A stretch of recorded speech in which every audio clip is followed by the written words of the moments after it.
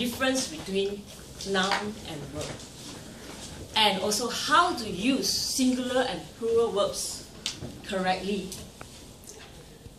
And hopefully by the end of this session, it will be your heydays because you know and understand how to use this, and hopefully you can teach your friends so that they can remember better.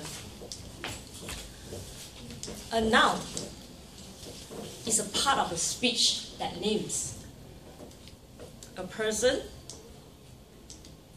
a place, a thing, an action, or even quality. A verb is usually used to express existence, actions, or occurrence. Take for example the word cook. If I say she is a good cook, is it a noun or a verb? No. It's a noun. She can cook pasta. It's a verb. Can cook is a verb. Most of the time, people cannot differentiate between the verb and noun. In the US, they do not use the letter C for noun. Both verb and noun shares the same spelling. In Malaysia, we learn British English. Hence, we need to know when to use C or S. For example, practice. This is a verb, and this C is a noun. How do you remember when to use C or S? For me, I would take S to represent strength. S. You need strength to do something. For the C, I will take it as confirm. Confirm thing, confirm place, confirm person. Confirm female, confirm male. Unless you are confused of your gender, then you are confirm confused. So let's have some practice. She practiced the piano yesterday. S or C? S. S. Good. Next, I have piano practice today. C. C. Wow, very good. Practice makes perfect. C or S? C. C. You need more practice. You should practice at least 3 times a week. So the first one is? S. C. First one is a noun. You need more practice. You should practice S at least 3 times a week. S. Okay. C and then S. Oh. Another one, license and versus license. Sounds the The same. verb license is performing the act, the action, whereas the noun itself refers to the permission or the documentation of that permission. So it seems like you guys are getting better. Let's have some practice. Show me your driving license. Something that you can hold. It's a noun. C. C. I license this park. Can you see that thing? S. Yes, S. ABC Music can license this song with EMI or Sony. S. Oh, very good. Here is a copy of your shop license. So you can see it's confirmed C.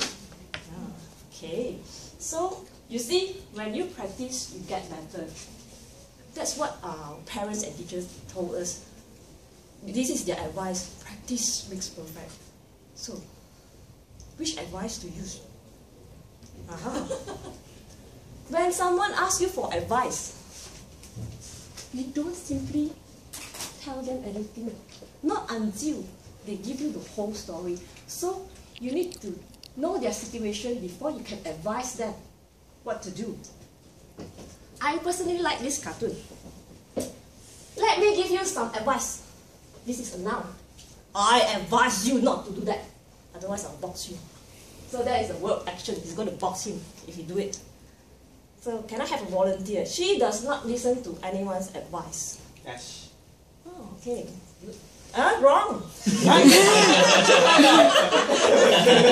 a noun. No, I'm just testing you. Okay. I advise you to listen to your mother's advice. So the first one, S, and this one, C. I need your advice. Do you think I should join Toastmasters? What is this? C. And last but not least, I would advise you to join Toastmasters. S. S. Wow. Okay, everyone is expert right now. So you see, when you have enough practice, can you see what is the effect right now? Confused. Oh my God. Okay. How you can affect someone is when you produce a change or influence in something.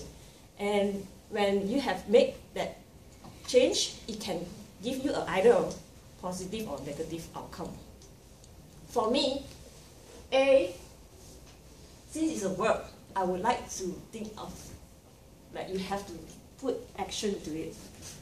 So I would like to add a pair of hands to remind you that you need strength to do something. That is for the verb effect. As for E, it's an outcome, whether it's positive or negative. So, for example, the lightning strike affected the tree badly. And what is the effect? What was the effect? The tree got burned. Now, this is a very common mistake. Quicken, can I borrow your pen? No, thank you. She has just lent me her pen without permission. So that is work when you lend. So to help you remember better, imagine A to L, and you have B for borrow, L for lend. And you are standing there. Which is nearer to you? The letter B. So when you want to borrow something, the things comes to you. And when you lend, the things goes away from you. So remember, lend is you give away, borrow, you take it.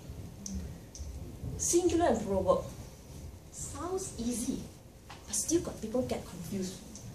Okay, let me help you. This is the first group. Are you, we, they. This group, they are very confident people. But the second group, he, she, it, they are less confident. They need the letter S to accompany them in their verb.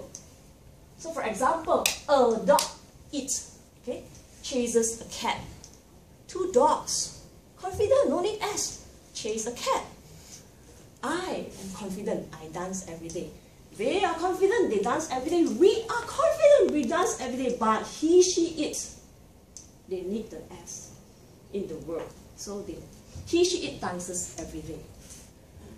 Learning English is easy if you understand the basic and know some of the tricks to differentiate between the verbs and noun. With practice, you are licensed to advise for those who may need to borrow your skills. You don't need a teaching license. You can actually give them your advice and lend them a hand whenever they need. It is how you teach, how you advise them that can affect their interest. Whether the effect is negative, positive, it is up to you to decide. So, if you want,